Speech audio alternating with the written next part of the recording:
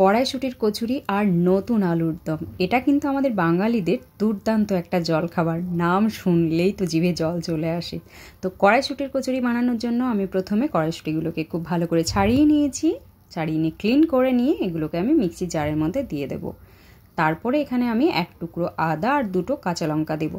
তো তোমরা যে পরিমাণে মটরশুঁটি বানাবে সেই পরিমাণে আদা আর কাঁচা লঙ্কাটা দিয়ে খুব ভালো করে একটা পেস্ট বানিয়ে নেবে। পেস্টটা যেন একদম স্মুথ হয়। ফ্রাইং প্যানে তেল গরম করে নিয়ে সামান্য পরিমাণে হিং ফোড়ন দিয়ে নিয়ে এবার কড়াইশুঁটির যে স্মুথ পেস্ট রেডি করে রেখেছিলাম সেটাকে দিয়ে দেব। সেটাকে দিয়ে আমি এখানে অল্প পরিমাণে একটু নুন আর সামান্য পরিমাণে চিনি দিলাম, শুধুমাত্র সব কিছুকে ব্যালেন্স করার জন্য, যেহেতু ওখানে লঙ্কাও দিয়েছিলাম। এবার সব কিছুকে খুব ভালোভাবে মিক্সড করে নিয়ে কন্টিনিউ 5 থেকে 6 মিনিট এভাবে নাড়তে থাকবো। যেই গাঢ় হয়ে যাবে তখনই এটা আমি গ্যাসটাকে অফ করে দেব। ওটা ততক্ষণে ঠান্ডা হবে। আর এইদিকে আমি পরিমাণ মতো ময়দা নিয়ে নিয়েছি, ময়দাতে ময়ান দেবো। তার জন্য এখানে নুন, চিনি আর অল্প একটু সাদা তেল অ্যাড করে দিয়েছি। আর দেবো আজওয়াইন, এটাকে একটু হাতে ক্রাশ করে নিয়ে দেবো, তাতে সুন্দর একটা গন্ধ হবে। আর এই যে আমার ঠান্ডা হয়ে গেছিলো পেস্টটা, তো এখানে কড়াইশুঁটিটা আমি অ্যাড করে দেবো। আস্তে আস্তে দেবো আর কি, সবটা একসাথে দিয়ে দেবো না। এবার খুব ভালোভাবে ময়ান দিয়ে নিয়ে সমস্তটা ইউজ করে নিয়েছি। তারপর এখানে আমি ঢাকা দিয়ে রেখে দেবো। ততক্ষণে এখানে আমি আলুর দমটা রেডি করে নেব। তার জন্য এখানে আমি গোটা কিছু গরম মশলা দিয়ে দিয়েছি। এটা হয়ে গেলে এখানে আমি পেঁয়াজ দিয়ে দেবো। পেঁয়াজটাকে একদম ফাইন চপ করেছি, যতটা সম্ভব সরু সরু চপ করে নেবে তোমরা পেঁয়াজটাকে হালকা ফ্রাই করে নিয়ে এবার এখানে আমি দেব টমেটো কুচি। টমেটোর ওপরে আমি এবার নুন ছড়িয়ে দেবো পরিমাণ মতো, যতটা লাগবে। তো নুনটা দিলে টমেটোটা খুব তাড়াতাড়ি গলে যাবে। পেঁয়াজ আর টমেটোটাকে হালকা করে ফ্রাই করে নিয়ে এর মধ্যে আমি হাফ সেদ্ধ করা আলু দিয়ে দেবো। আমি আলুটাকে পুরোপুরি সেদ্ধ করিনি। এবার এখানে আমি হলুদ দিয়ে দেবো আর দেবো জিরে গুঁড়ো আর ধনে গুঁড়ো।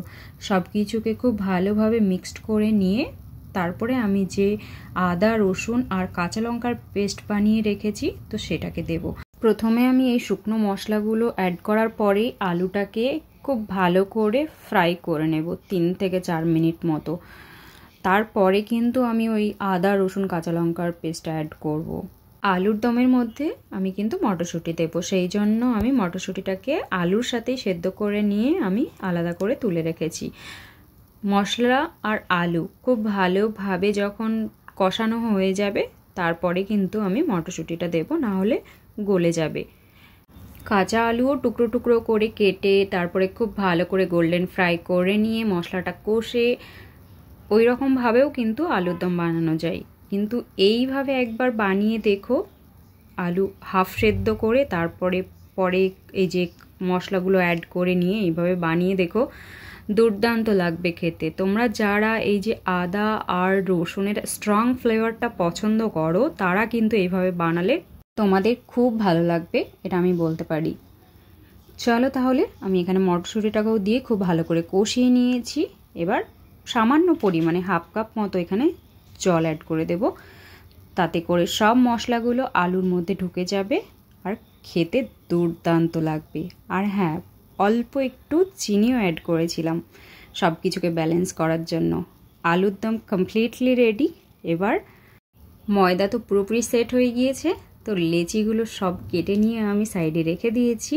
এক এক করে সব লেচিগুলোকে আমি কচুরির আকারে বেলে নিয়ে গোল্ডেন কালার করে খুব ভালোভাবে ফ্রাই করে নেব।